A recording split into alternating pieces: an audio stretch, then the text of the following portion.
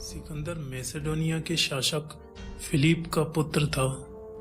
सिकंदर अपने पिता की मृत्यु के पश्चात अपने सौतेले व चचेरे भाइयों का कत्ल करने के बाद सिंहासन पर बैठा था।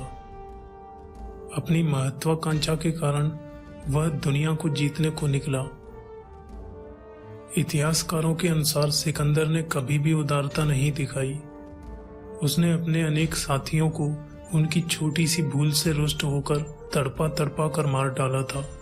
दुनिया के कई सम्राटों को नष्ट करने के पश्चात 326 ईसा पूर्व वह अपनी सेना के साथ भारत के पश्चिमी सीमा पर पहुंचा।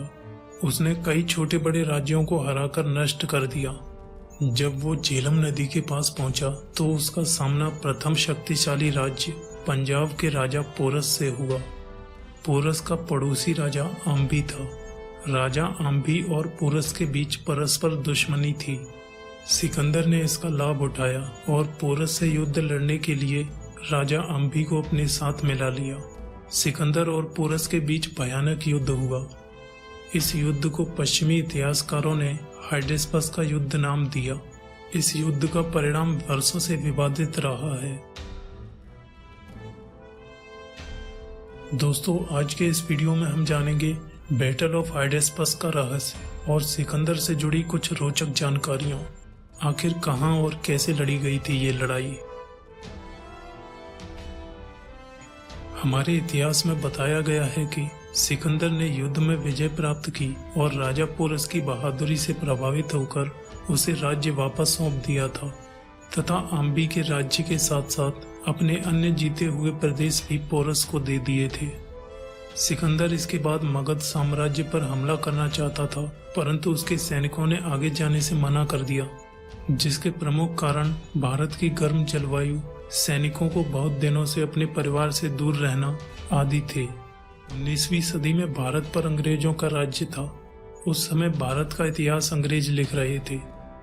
उन्हें अपने यूरोपीय शासक सिकंदर को भी किसी तरह से दुनिया के महान और विश्व विजय शासक के रूप में दर्शाना था। अंग्रेजों ने पूरी तरह से सिकंदर को भारत विजय के बारे में बताया। उन्होंने इस पर पूरी तरह से शोध किए बिना सिकंदर को विजय घोषित कर दिया। सिकंदर के समकालीन लेखकों ने अफगानिस्तान, पर्सिया सहित कई युद्ध में उसकी जीत का गुणगान किया है, परंतु किसी ने भी भारत में उसके विजय के विषय में नहीं बताया।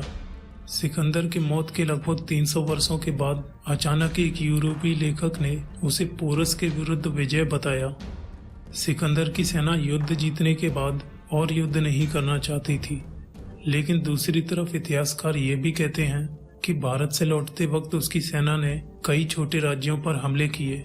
सिकंदर की सेना कई वर्षों से परिवार से दूर थी, इसलिए वापस लौटना चाहती थी, जबकि दूसरी तरफ इतिहास उसकी सेना का विवरण करते हुए कहता है कि उसकी सेना में नियमित अंतराल पर फेरबदल होता था, जिसमें पुराने सैनिक घरों को लौट जाते थे और नए सैनिक उसकी जगह ले लेते थे।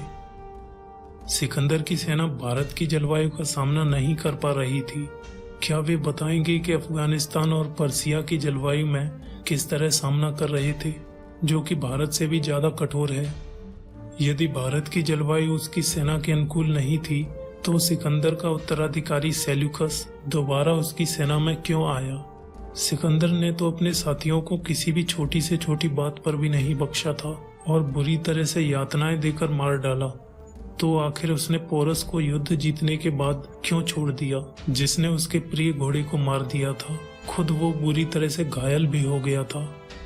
राजा आम्बी ने सिकंदर का साथ दिया, परंतु युद्ध के पश्चात पोरस के पास आम्बी का भी राज्य था।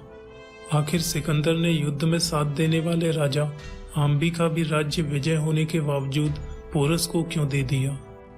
हकीकत ये है कि इस युद्ध में सिकंदर बुरी तरह हार गया। उसे और उसकी सेना को जान बचाने के लिए भारत छोड़कर भागना पड़ा, परंतु अंग्रेजों ने अपने यूरोप के इस राजा को महान साबित करने के लिए एक झूठी कहानी बनाई। इस झूठ को हमेशा के लिए सच बनाने के लिए एक जुमला जो जीता वही सिकंदर का बखूबी प्रचार किया गया। 20वीं सदी के कई इतिहासकारों ने इस युद्ध पर दोबारा कई शोध किए।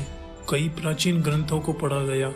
20वीं सदी के अंत तक आते आते उन्होंने सम्राट पोरस के विजय को सही स्वीकार किया दुनिया भर के कई लेखकों ने सिकंदर की भारत में पराजय का जिक्र किया है। हॉलीवुड में एक फिल्म अलेक्जेंडर द ग्रेट जो सन 2004 में आई थी, इस फिल्म में युद्ध का सुंदर चित्रण किया गया है। इसमें आप सिकंदर की हुई बुरी तरह हार को देख सकते हैं। ये फिल्म दर्शाती है कि पश्चिमी दुनिया पोरस को एक विजयी शासक के रूप में देखती है, किंतु भारत की तरफ से कोई ठोस प्रयास न होने की वजह से इतिहास की ये सच्चाई हमारी पुस्तकों में नहीं आ सकी। आज भी हमारे देश की पुस्तकों में सिकंदर को एक विजेता और महान ही पढ़ाया जाता है। यदि हम राजा पोरस को विजेता नहीं लिख सकते तो कम से कम ये तो लिख सकते हैं कि वो राजा था जिसने न केवल सिकंदर को भारत की सीमा पर रोक दिया, बल्कि पूरे भारतवर्ष को सिकंदर जैसे अत्याचारी से बचाया।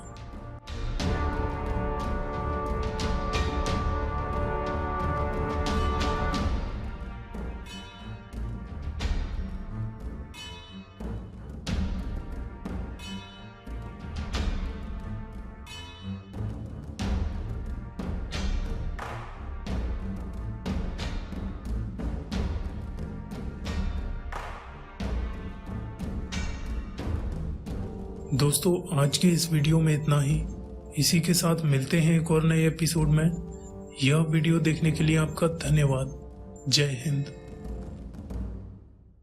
सब्सक्राइब कीजिए हमारे YouTube चैनल को और दबाइए इस घंटे को ताकि आगे की वीडियोस आप मिस ना करें। ये बिल्कुल फ्री है।